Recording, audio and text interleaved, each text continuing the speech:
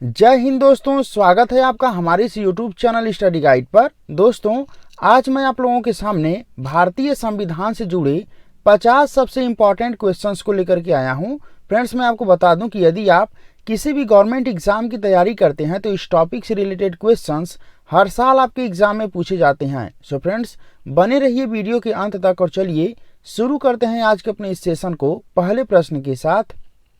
Question number 1, संविधान सभा में उद्देश्य प्रस्ताव निम्न में से किसने रखा था? सो फ्रेंड्स, इसका जो सही जवाब है वही ऑप्शन ए, जवाहरलाल नेहरू ने। फ्रेंड्स, मैं आपको बता दूं कि संविधान सभा में उद्देश्य प्रस्ताव को पंडित जवाहरलाल नेहरू के द्वारा रखा गया था। तो इस तरह से आपका ऑप्शन ए सही हो जाता है। चलिए बढ़ते हैं अगले क्वेश्चन की तरफ। क्वेश्चन नंबर 2, संविधान सभा में उद्देश्य प्रस्ताव कब प्रस्तुत किया गया था? सो फ्रेंड्स, इसका जो सही जवाब है वही ऑप्शन बी, 13 दिसंबर 1946 में। फ्रेंड्स, मैं आपको बता दूं कि संविधान सभा में उद्देश्य प्रस्ताव को पंडित जवाहरलाल नेहरू के द्वारा 13 दिसंबर सन 1946 में प्रस्तुत किया गया था। तो इस तरह से आपका ऑप्शन बी सही हो जाता है। चलिए बढ़ते हैं अगले क्वेश्चन की तरफ। क्वेश्चन नंबर 3, संविधान की प्रस्तावना की संकल्पना किस देश से लिया गया है? सो फ्रेंड्स, इसका जो सही जवाब है वही ऑप्शन है अमेरिका से। फ्रेंड्स, मैं आपको बता दूं कि भारतीय संविधान की प्रस्तावना की संकल्पना अमेरिका से लिया गया है। तो इस तरह से आपका ऑप्शन ए सही हो जाता है। चलिए बढ़ते हैं अगले क्वेश्चन की तरफ। क्वेश्चन नंबर 4, विश्व का सबसे पुराना संविधान किस देश का है? सो फ्रेंड्स, इसका जो सही जवाब है वही ऑप्शन सी, ब्रिटेन का। फ्रेंड्स, मैं आपको बता दूं कि विश्व का सबसे पुराना संविधान ब्रिटेन का है। फ्रेंड्स, यदि आपसे पूछा जाए कि विश्व का सबसे पहला लिखित संविधान किस देश का है तो उसका जवाब अमेरिका होगा, जबकि विश्व का सबसे पुराना संविधान अगर पूछा जाए तो उसका जवाब ब्रिटेन होगा। तो इस तरह से आपका ऑप्शन सी सही हो जाता है। चलिए बढ़ते हैं अगले क्वेश्चन की तरफ। क्वेश्चन नंबर 5, भारतीय संविधान की प्रस्तावना की भाषा शैली किस देश से ली गई है? सो फ्रेंड्स, इसका जो सही जवाब है वही ऑप्शन ए, ऑस्ट्रेलिया से। फ्रेंड्स, मैं आपको बता दूं कि भारतीय संविधान की प्रस्तावना की भाषा शैली ऑस्ट्रेलिया से लिया गया है। तो इस तरह से आपका ऑप्शन ए सही हो जाता है। चलिए बढ़ते हैं अगले क्वेश्चन की तरफ। क्वेश्चन नंबर 6, किस संशोधन के द्वारा प्रस्तावना में समाजवादी, पंथ निरपेक्ष एवं अखंडता शब्द को जोड़ा गया? सो फ्रेंड्स, इसका जो सही जवाब है वही ऑप्शन बी, 42वें संविधान संशोधन द्वारा। फ्रेंड्स, मैं आपको बता दूं कि 42वें संविधान संशोधन अधिनियम 1976 के द्वारा संविधान के प्रस्तावना में 3 शब्दों को जोड़ा गया था, जो कि समाजवादी, पंथ निरपेक्ष एवं अखंडता हैं। तो इस तरह से आपका ऑप्शन बी सही हो जाता है। चलिए बढ़ते हैं अगले क्वेश्चन की तरफ। क्वेश्चन नंबर 7, निम्न में से किसने प्रस्तावना को भारत की राजनीतिक जन्मपत्री कहा है? सो फ्रेंड्स, इसका जो सही जवाब है वही ऑप्शन डी, के.एम. मुंशी ने। फ्रेंड्स, मैं आपको बता दूं कि के.एम. मुंशी के द्वारा प्रस्तावना को भारत की राजनीतिक जन्मपत्री कहा गया है। तो इस तरह से आपका ऑप्शन डी सही हो जाता है। चलिए बढ़ते हैं अगले क्वेश्चन की तरफ। क्वेश्चन नंबर 8, निम्न में से किसने संविधान की प्रस्तावना को संविधान की कुंजी कहा है? सो फ्रेंड्स, इसका जो सही जवाब है वही ऑप्शन है न्यायमूर्ति गजेंद्र गटकर। फ्रेंड्स, मैं आपको बता दूं कि न्यायमूर्ति गजेंद्र गटकर ने संविधान की प्रस्तावना को संविधान की कुंजी कहा है। तो इस तरह से आपका ऑप्शन ए सही हो जाता है। चलिए बढ़ते हैं अगले क्वेश्चन की तरफ। क्वेश्चन नंबर 9, निम्न में से किसने संविधान की प्रस्तावना को संविधान का परिचय पत्र कहा है? सो फ्रेंड्स, इसका जो सही जवाब है वही ऑप्शन बी, ननी पालकीवाला। फ्रेंड्स, मैं आपको बता दूं कि ननी पालकीवाला ने संविधान की प्रस्तावना को संविधान का परिचय पत्र कहा है। तो इस तरह से आपका ऑप्शन बी सही हो जाता है। चलिए बढ़ते हैं अगले क्वेश्चन की तरफ। क्वेश्चन नंबर 10, भारतीय संविधान में मौलिक अधिकार को किस देश से लिया गया है? सो फ्रेंड्स इसका जो सही जवाब है वही ऑप्शन ए अमेरिका से। फ्रेंड्स मैं आपको बता दूं कि भारतीय संविधान में मौलिक अधिकार की संकल्पना अमेरिका से लिया गया है, तो इस तरह से आपका ऑप्शन ए सही हो जाता है। चलिए बढ़ते हैं अगले क्वेश्चन की तरफ। क्वेश्चन नंबर 11, मौलिक अधिकार का उल्लेख संविधान के किस भाग में किया गया है? सो फ्रेंड्स इसका जो सही जवाब है वही ऑप्शन बी भाग 3 में।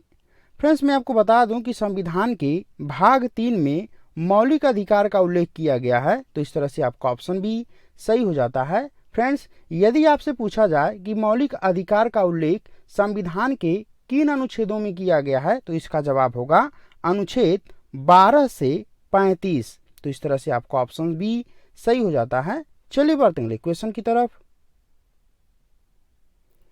क्वेश्चन नंबर 12, संविधान के किस भाग को भारत का मैग्ना कार्टा की संज्ञा दी गई है?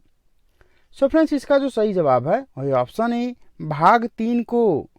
फ्रेंड्स मैं आपको बता दूं कि भारतीय संविधान के भाग 3 की तुलना ब्रिटेन के मैग्ना कार्टा से किया गया है, इसीलिए भाग 3 को भारत का मैग्ना कार्टा कहा जाता है, तो इस तरह से आपका ऑप्शन ए सही हो जाता है। चलिए बढ़ते हैं क्वेश्चन की तरफ। क्वेश्चन नंबर 13, संविधान में कुल कितने मौलिक अधिकार दिए गए हैं? सो फ्रेंड्स इसका जो सही जवाब है वही ऑप्शन बी 6। फ्रेंड्स मैं आपको बता दूं कि भारतीय संविधान में कुल 6 प्रकार के मौलिक अधिकार दिए गए हैं, तो इस तरह से आपका ऑप्शन बी सही हो जाता है। चलिए बढ़ते हैं क्वेश्चन की तरफ। क्वेश्चन नंबर 14, निम्न में से कौन सा एक मौलिक अधिकार नहीं है? सो फ्रेंड्स इसका जो सही जवाब है वही ऑप्शन डी संपत्ति का अधिकार। फ्रेंड्स मैं आपको बता दूं कि मूल संविधान में कुल 7 प्रकार के मौलिक अधिकारों को शामिल किया गया था, परंतु बाद में संविधान संशोधन के द्वारा संपत्ति के अधिकार को मौलिक अधिकार की सूची से हटा दिया गया, तो इस तरह से संपत्ति का अधिकार मौलिक अधिकार नहीं है, तो इस तरह से आपका ऑप्शन डी सही हो जाता है। चलिए बढ़ते हैं क्वेश्चन की तरफ। क्वेश्चन नंबर 15, संपत्ति के अधिकार को किस संशोधन द्वारा मूल अधिकार की सूची से हटाया गया? सो फ्रेंड्स इसका जो सही जवाब है वही ऑप्शन ए 44वें संविधान संशोधन द्वारा। फ्रेंड्स मैं आपको बता दूं कि 44वें संविधान संशोधन अधिनियम 1978 के द्वारा संपत्ति के अधिकार को मूल अधिकार की सूची से हटा दिया गया, तो इस तरह से आपका ऑप्शन ए सही हो जाता है। चलिए बढ़ते हैं क्वेश्चन की तरफ। क्वेश्चन नंबर 16, मतदान का अधिकार है? सो फ्रेंड्स इसका जो सही जवाब है वही ऑप्शन बी कानूनी अधिकार। फ्रेंड्स मैं आपको बता दूं कि जन प्रतिनिधित्व अधिनियम 1951 के धारा 62 खंड 1 के तहत मतदान के अधिकार को कानूनी अधिकार का दर्जा दिया गया है। फ्रेंड्स मैं इससे रिलेटेड एक फैक्ट और आपको बता दूं कि भारतीय संविधान के अनुच्छेद 326 के तहत यह प्रावधान किया गया है कि भारत के प्रत्येक वयस्क का नाम मतदाता सूची में दर्ज हो। फ्रेंड्स इस प्रावधान के अनुसार कुछ लोगों का मानना है कि मतदान का अधिकार एक संवैधानिक अधिकार है, लेकिन यदि आपको कानूनी अधिकार एवं संवैधानिक अधिकार में से किसी एक को चुनना हो तो आप कानूनी अधिकार को ही चुनेंगे, तो इस तरह से आपका ऑप्शन भी सही हो जाता है। चलिए बढ़ते हैं क्वेश्चन की तरफ। क्वेश्चन नंबर 17, सूचना का अधिकार है? सो फ्रेंड्स इसका जो सही जवाब है वही ऑप्शन ए कानूनी अधिकार। फ्रेंड्स मैं आपको बता दूं कि सूचना का अधिकार अधिनियम 2005 को संसद द्वारा पारित किया गया था, जो कि एक कानूनी अधिकार है, तो इस तरह से आपका ऑप्शन ए सही हो जाता है। चलिए बढ़ते हैं क्वेश्चन की तरफ। क्वेश्चन नंबर 18, शिक्षा के अधिकार को किस संशोधन के द्वारा मौलिक अधिकार घोषित किया गया? सो फ्रेंड्स इसका जो सही जवाब है वही ऑप्शन बी 86वां संविधान संशोधन द्वारा। फ्रेंड्स मैं आपको बता दूं कि 86वां संविधान संशोधन अधिनियम 2002 के द्वारा भारतीय संविधान में अनुच्छेद 21A जोड़ा गया, जिसके तहत शिक्षा के अधिकार को एक मौलिक अधिकार घोषित किया गया, तो इस तरह से आपका ऑप्शन भी सही हो जाता है। चलिए बढ़ते हैं क्वेश्चन की तरफ। क्वेश्चन नंबर 19, प्रथम पिछड़ा वर्ग आयोग का गठन कब किया गया था? सो फ्रेंड्स इसका जो सही जवाब है वही ऑप्शन है 1953 में। फ्रेंड्स मैं आपको बता दूं कि 1953 में प्रथम पिछड़ा वर्ग आयोग का गठन किया गया था। तो इस तरह से आपका ऑप्शन ए सही हो जाता है। चलिए बढ़ते हैं अगले क्वेश्चन की तरफ। क्वेश्चन नंबर 20, द्वितीय पिछड़ा वर्ग आयोग का गठन कब किया गया था? सो फ्रेंड्स इसका जो सही जवाब है वही ऑप्शन बी 1979 में। फ्रेंड्स मैं आपको बता दूं कि द्वितीय पिछड़ा वर्ग आयोग का गठन 1979 में किया गया था। तो इस तरह से आपका ऑप्शन भी सही हो जाता है। चलिए बढ़ते हैं क्वेश्चन की तरफ। क्वेश्चन नंबर 21, निम्न में से किसे काका कालेलकर आयोग के नाम से भी जाना जाता है? सो फ्रेंड्स इसका जो सही जवाब है वही ऑप्शन है प्रथम पिछड़ा वर्ग आयोग को। फ्रेंड्स मैं आपको बता दूं कि प्रथम पिछड़ा वर्ग आयोग को काका कालेलकर आयोग के नाम से भी जाना जाता है। तो इस तरह से आपका ऑप्शन ए सही हो जाता है। चलिए बढ़ते हैं क्वेश्चन की तरफ। क्वेश्चन नंबर 22, विधि के समक्ष समता का प्रावधान किस देश के संविधान से लिया गया है? सो फ्रेंड्स इसका जो सही जवाब है वही ऑप्शन बी ब्रिटेन से। फ्रेंड्स मैं आपको बता दूं कि भारतीय संविधान के अनुच्छेद 14 में विधि के समक्ष समता व विधियों का समान संरक्षण का प्रावधान किया गया है। फ्रेंड्स इसमें विधि के समक्ष समता का प्रावधान ब्रिटेन के संविधान से लिया गया है। तो इस तरह से आपका ऑप्शन भी सही हो जाता है। चलिए बढ़ते हैं क्वेश्चन की तरफ। क्वेश्चन नंबर 23, विधियों का समान संरक्षण का प्रावधान किस देश के संविधान से लिया गया है? सो फ्रेंड्स इसका जो सही जवाब है वही ऑप्शन सी अमेरिका से। फ्रेंड्स मैं आपको बता दूं कि विधियों का समान संरक्षण का प्रावधान भारतीय संविधान में अमेरिकी संविधान से प्रेरित है। तो इस तरह से आपका ऑप्शन सी सही हो जाता है। चलिए बढ़ते हैं क्वेश्चन की तरफ।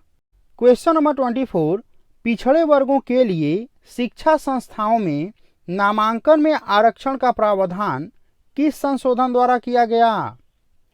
सो फ्रेंड्स इसका जो सही जवाब है वही ऑप्शन है 93वां संविधान संशोधन द्वारा।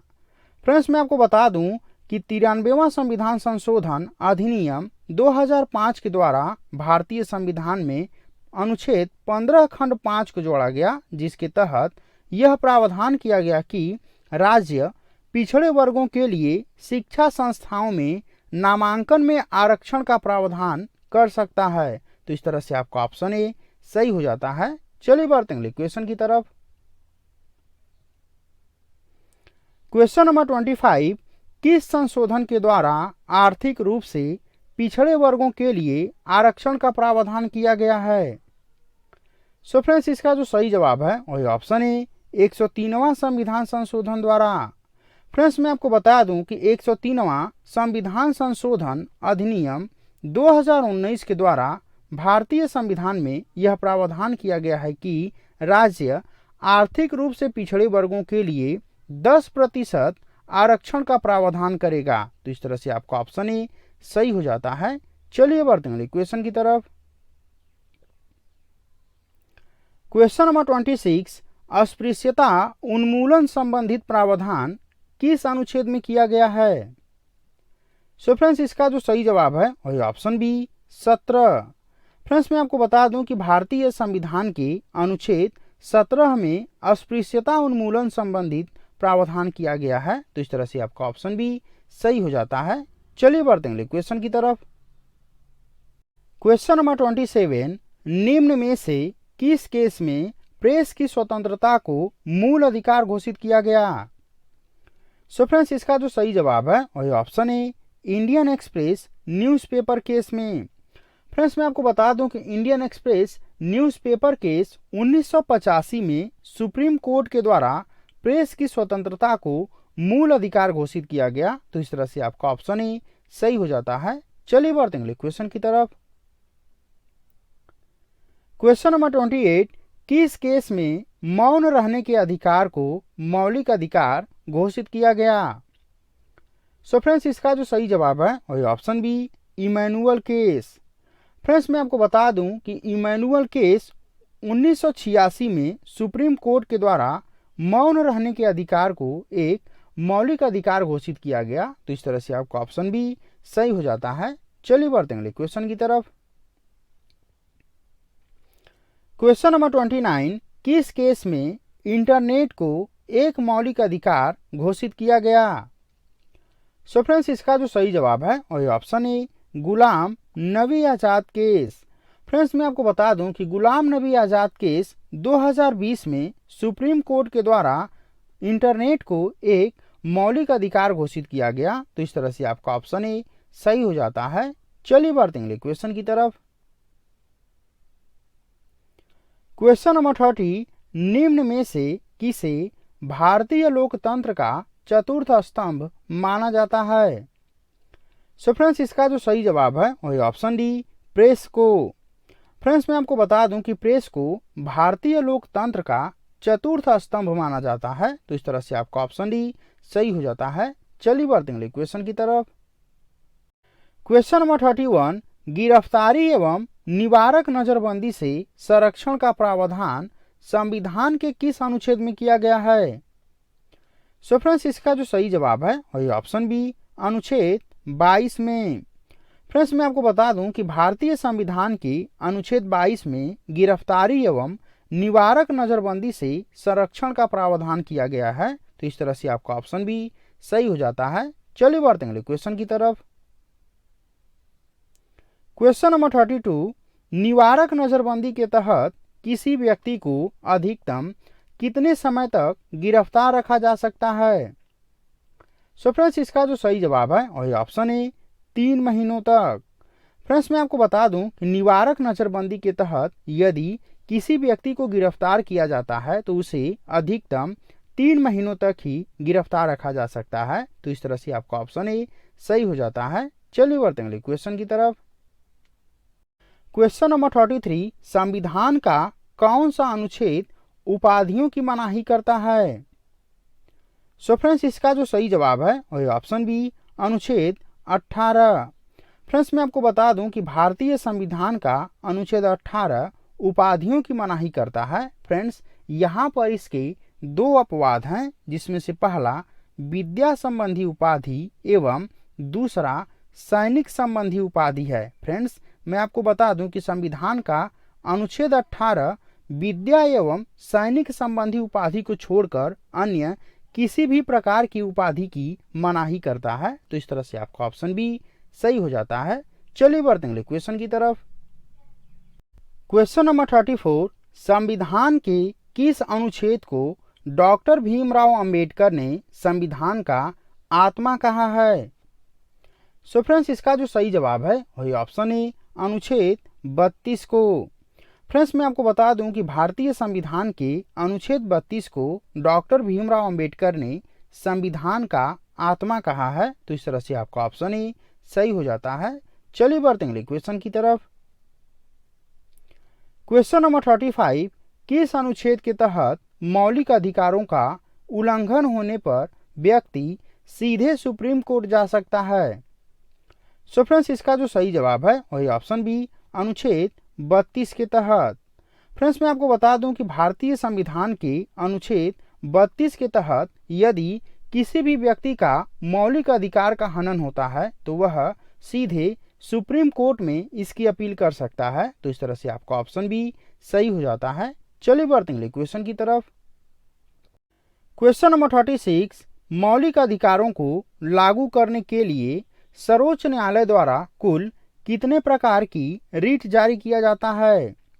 सो फ्रेंड्स, इसका जो सही जवाब है वही ऑप्शन सी, 5 प्रकार की। फ्रेंड्स, मैं आपको बता दूं कि मौलिक अधिकारों को लागू करने के लिए सर्वोच्च न्यायालय द्वारा कुल 5 प्रकार की रिट जारी किया जाता है। तो इस तरह से आपका ऑप्शन सी सही हो जाता है। चलिए बढ़ते हैं क्वेश्चन की तरफ। क्वेश्चन नंबर 37, बंदी प्रत्यक्षीकरण का शाब्दिक अर्थ क्या है? सो फ्रेंड्स, इसका जो सही जवाब है वही ऑप्शन ए, शरीर प्रस्तुत करना। फ्रेंड्स, मैं आपको बता दूं कि बंदी प्रत्यक्षीकरण का शाब्दिक अर्थ शरीर प्रस्तुत करना होता है। फ्रेंड्स, मैं इससे रिलेटेड एक फैक्ट और आपको बता दूं कि बंदी प्रत्यक्षीकरण रीट लोक अधिकारी एवं निजी व्यक्ति दोनों के विरुद्ध जारी किया जाता है। तो इस तरह से आपका ऑप्शन ए सही हो जाता है। चलिए बढ़ते हैं अगले क्वेश्चन की तरफ। क्वेश्चन नंबर 38, परमादेश का शाब्दिक अर्थ क्या है? सो फ्रेंड्स, इसका जो सही जवाब है वही ऑप्शन ए, हम आदेश देते हैं। फ्रेंड्स, मैं आपको बता दूं कि परमादेश रीट के द्वारा न्यायालय लोक अधिकारियों को यह आदेश देती है कि वे विधि के द्वारा निर्धारित अपने कर्तव्य का पालन करें। फ्रेंड्स, मैं इससे रिलेटेड एक फैक्ट और आपको बता दूं कि परमादेश रीट राष्ट्रपति एवं राज्यों के राज्यपाल को छोड़ करके अन्य सभी लोक अधिकारियों के विरुद्ध जारी किया जाता है। सो फ्रेंड्स, इस तरह से आपका ऑप्शन ए सही हो जाता है। चलिए बढ़ते हैं अगले क्वेश्चन की तरफ। क्वेश्चन नंबर 39, प्रतिषेध का शाब्दिक अर्थ क्या होता है? सो फ्रेंड्स, इसका जो सही जवाब है वही ऑप्शन बी, मना करना। फ्रेंड्स, मैं आपको बता दूं कि प्रतिषेध का शाब्दिक अर्थ होता है मना करना। फ्रेंड्स, प्रतिषेध रीट न्यायालय के द्वारा न्यायिक एवं अर्ध न्यायिक संस्थाओं के विरुद्ध जारी किया जाता है। तो इस तरह से आपका ऑप्शन ए सही हो जाता है। चलिए बढ़ते हैं अगले क्वेश्चन की तरफ।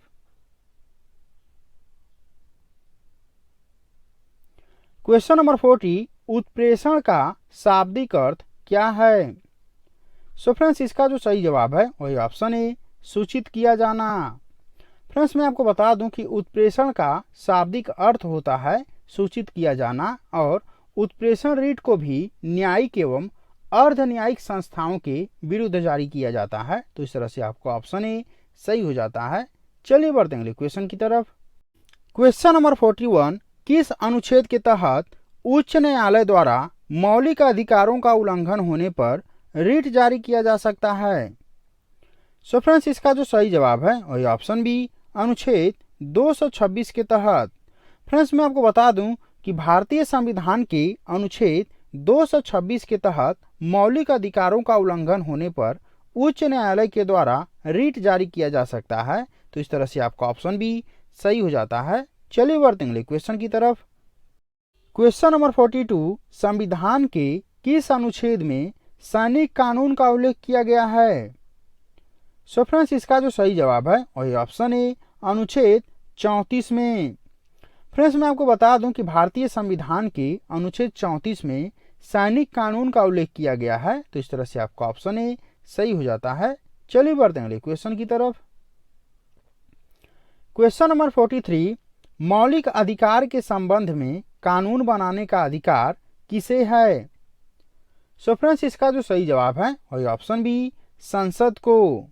फ्रेंड्स, मैं आपको बता दूं कि भारतीय संविधान के अनुच्छेद 35 के अनुसार मौलिक अधिकार के संबंध में कानून बनाने का अधिकार संसद को है। तो इस तरह से आपका ऑप्शन बी सही हो जाता है। चलिए बढ़ते हैं अगले क्वेश्चन की तरफ। क्वेश्चन नंबर 44, संविधान एक हाथ से मौलिक अधिकार देता है और दूसरे हाथ से छीन लेता है, यह कथन किसका है? सो फ्रेंड्स, इसका जो सही जवाब है वही ऑप्शन ए, महावीर त्यागी का। फ्रेंड्स, मैं आपको बता दूं कि संविधान आलोचक महावीर त्यागी ने कहा था कि संविधान एक हाथ से मौलिक अधिकार देता है और दूसरे हाथ से उसे छीन लेता है। तो इस तरह से आपका ऑप्शन ए सही हो जाता है। चलिए बढ़ते हैं क्वेश्चन की तरफ। Question number 45, bill of right का संबंध निम्न में से किस देश से है? सो फ्रेंड्स, इसका जो सही जवाब है वही ऑप्शन बी, फ्रांस से। फ्रेंड्स, मैं आपको बता दूं कि बिल ऑफ राइट का संबंध फ्रांस से है। तो इस तरह से आपका ऑप्शन बी सही हो जाता है। चलिए बढ़ते हैं क्वेश्चन की तरफ। क्वेश्चन नंबर 46, निद्रा का अधिकार एक मौलिक अधिकार है, यह किस केस से संबंधित है? सो फ्रेंड्स, इसका जो सही जवाब है वही option A, Baba Ramdev case. Friends, मैं आपको बता दूं कि बाबा रामदेव केस में सुप्रीम कोर्ट के द्वारा यह निर्णय दिया गया था कि निद्रा का अधिकार एक मौलिक अधिकार है। तो इस तरह से आपका ऑप्शन ए सही हो जाता है। चलिए बढ़ते हैं क्वेश्चन की तरफ। क्वेश्चन नंबर 47, भारतीय संविधान के किस अनुच्छेद में राज्य की परिभाषा दी गई है? सो फ्रेंड्स, इसका जो सही जवाब है वही ऑप्शन सी, अनुच्छेद 12 एवं 36 दोनों में। फ्रेंड्स मैं आपको बता दूं कि भारतीय संविधान के अनुच्छेद 12 एवं 36 में राज्य की परिभाषा दी गई है, तो इस तरह से आपको ऑप्शन सी सही हो जाता है। चलिए बढ़ते हैं अगले क्वेश्चन की तरफ। क्वेश्चन नंबर 48, भारतीय संविधान के अंतर्गत किसे मूल अधिकारों का संरक्षक माना जाता है? सो फ्रेंड्स इसका जो सही जवाब है वही ऑप्शन सी, न्यायपालिका को। फ्रेंड्स मैं आपको बता दूं कि भारतीय संविधान के अंतर्गत न्यायपालिका को मूल अधिकारों का संरक्षक माना जाता है, तो इस तरह से आपको ऑप्शन सी सही हो जाता है। चलिए बढ़ते हैं अगले क्वेश्चन की तरफ। क्वेश्चन नंबर 49, संविधान का कौन सा अनुच्छेद इच्छा अनुसार जीवन साथी चुनने के अधिकार को संरक्षण देता है? सो फ्रेंड्स इसका जो सही जवाब है वही ऑप्शन बी, अनुच्छेद 21। फ्रेंड्स मैं आपको बता दूं कि भारतीय संविधान के अनुच्छेद 21 के द्वारा इच्छा अनुसार जीवन साथी चुनने के अधिकार को संरक्षण दिया गया है, तो इस तरह से आपका ऑप्शन बी सही हो जाता है। चलिए बढ़ते हैं अगले क्वेश्चन की तरफ। क्वेश्चन नंबर 50, भारतीय दंड संहिता के किस धारा के अनुसार आत्महत्या के प्रयास को एक दंडनीय अपराध माना गया है? सो फ्रेंड्स इसका जो सही जवाब है वही ऑप्शन सी, धारा 309 के तहत। फ्रेंड्स मैं आपको बता दूं कि भारतीय दंड संहिता की धारा 309 के तहत आत्महत्या के प्रयास को एक दंडनीय अपराध माना गया है, तो इस तरह से आपका ऑप्शन सी सही हो जाता है। चलिए देखते हैं अगले क्वेश्चन को। सो फ्रेंड्स ये आपका होमवर्क है जिसका उत्तर आपको वीडियो के कमेंट बॉक्स में देना है। तो चलिए पढ़ते हैं इस क्वेश्चन को। निजता के अधिकार का संबंध निम्न में से किस केस से है? निजता के अधिकार का संबंध निम्न में से किस केस से है? आपके ऑप्शंस हैं, option A Puttaswamy case, option B Naveen Jindal case, option C Ghulam Nabi Azad case, या फिर option D Shakti Vahini case. So friends इस क्वेश्चन का आंसर आप लोग वीडियो के कमेंट बॉक्स में जरूर दीजिएगा और साथ ही मुझे यह कमेंट करके बताइएगा कि यह वीडियो आप लोगों को कैसा लगा है। यदि यह वीडियो आप लोगों को अच्छा लगा है तो प्लीज़ इस वीडियो को लाइक कीजिए, अपने दोस्तों में शेयर कीजिए और साथ ही हमारे चैनल को सब्सक्राइब कीजिए। फ्रेंड्स मैं इस तरह की वीडियोस इस चैनल पर अपलोड करता रहता हूं। यदि आप ऐसे वीडियोस को देखना पसंद करते हैं तो जुड़े रहिए हमारे चैनल के साथ। मिलते हैं अगले वीडियो में, तब तक के लिए धन्यवाद।